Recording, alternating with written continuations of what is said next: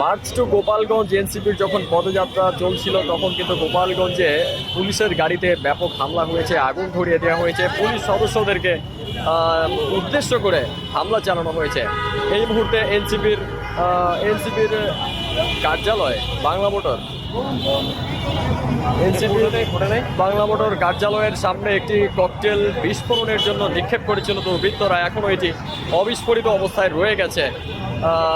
এটি ঘিরে কিন্তু ব্যাপক জটলা তৈরি হয়েছে, পুলিশ প্রশাসন এসেছে, মানুষ জমায়েত হয়েছে।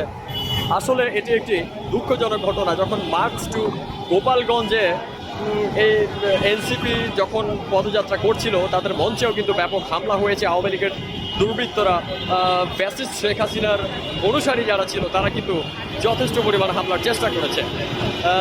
একই সময়ে একই দিনে ঘণ্টাখানেকের ব্যবধানে এনসিপির যে প্রধান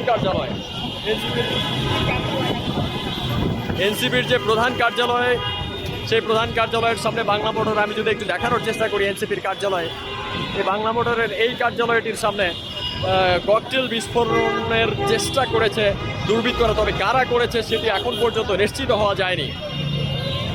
তবে ককটেলটি নিক্ষেপ করেছিল ঠিকই।